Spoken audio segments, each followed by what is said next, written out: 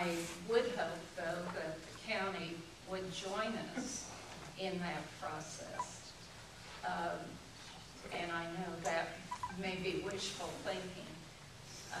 I also think we need to not only look at the consolidation issue, but in case we can't consolidate or decide that isn't the best path, then let's also look at where we can cooperate that we aren't totally doing so today. There is a state law that governs that process, so and it's due a majority from both the city and the county outside the city. So it is important, I think, that we try to include the county in that process as well. Thank you. Aaron Householder? Well, I think if you read the Salina Journal, my position is it may be clear. They did miss the point that I was merely responding to Clark saying they won't go for it. And I think I'm certainly frustrated. I run my business from a zero deficit. I don't owe people money. I don't run it inefficiently. Well, I try not to anyway, so why is it acceptable for government to be inefficient?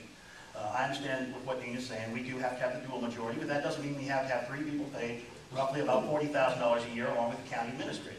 Those positions could go down to a once-a-month meeting, and they could keep the county administrator, or they could get rid of the county administrator and keep those 3 county commissioners at that pay.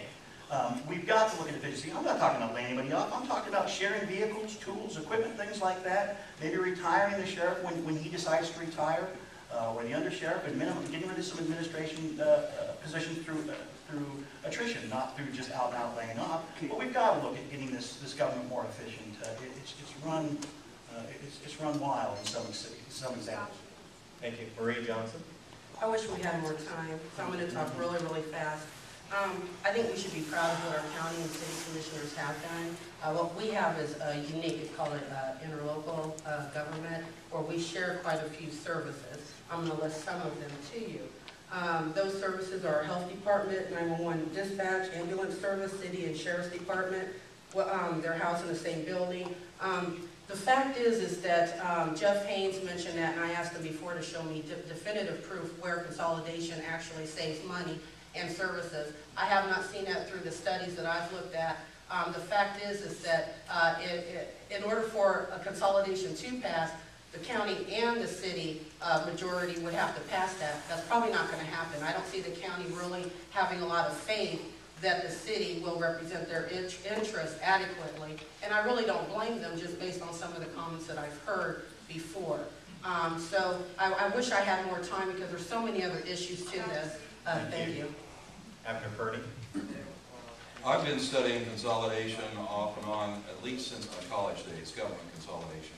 It's interesting that in Kansas we have 2 consolidated city-county governments, and they're at opposite extremes. One is Wyandotte County because it was becoming all metro. The other is Greeley County and the town of Tribune, and it's because of the opposite. It was so rural, there weren't enough people to fill all the required mandatory government jobs, and they ended up consolidating that way. We're in the middle, and we're way ahead of most counties on interlocal agreements, as Maria's pointed out. The only areas where we don't have real cooperation yet is, and we have some, is planning and zoning, and geez, now my mind's slipped. This is the one thing about being the old gray guy. The old gray guy. But at any rate, in most areas we've done a pretty good job. I am willing to continue with further study at public expense. Thank you. Barb Shirley. Right now in this economy, should we really be spending more money on more studies? I'm willing to look into certain areas for consolidation, but not full consolidation. Right now we have a system that works well together. If we start consolidating, will we be saving money or will we be spending more money? I ran for both city and county commissions, so I know both budgets pretty well. I do know the city has more of a budget than the county. If you start consolidating some of these areas, how are you going to adjust the pay scale? Are you going to pay the county workers what the city workers are making? We can't even give our city employees a raise right now, so how would we justify something like that? Plus new training, software, uniforms in certain departments. You know, there's, again, a lot more money being spent. So you need to really look at that kind of stuff.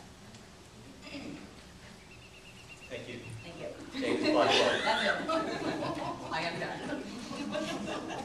The question was, would you support a study? You know, to me, it's not even logical to spend money on a study until we get the county commissioners on board to say they would support a study. Because without them on board, the study's going nowhere, so it's money wasted.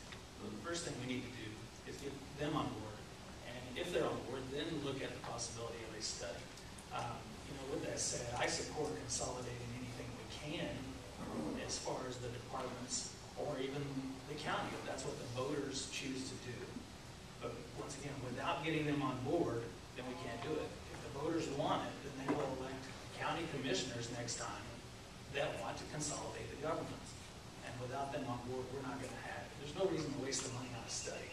You know, like several of the candidates say, we do consolidate several services. Myself, I think the sheriff's department does a fine job after working with them 5 years. They do things out in the county that the police department just isn't managed or trained to handle. But I think they do a fine job, as well as the other county employees. The city employees do a good job in the city. Thank you. Thank you. Jennifer Bonilla Baker.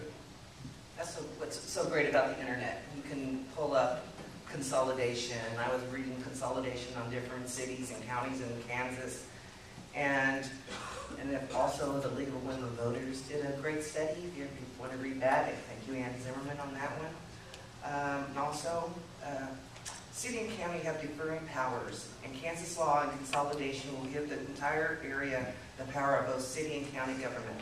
This will increase the ability of each entity to govern effectively and decrease state interference in local decisions. This is from Don Moeller, Director of Kansas League of Municipalities. I agree with what he says, but I also know that there are steps and procedures in order to do that. Do we need a study? Like I said, I think everybody's pretty familiar with what's going on with consolidation. But I also am understanding the county's citizens, what they're afraid of. That they're going to lose their ability to get their voice heard. Thank you. Kay Crawford.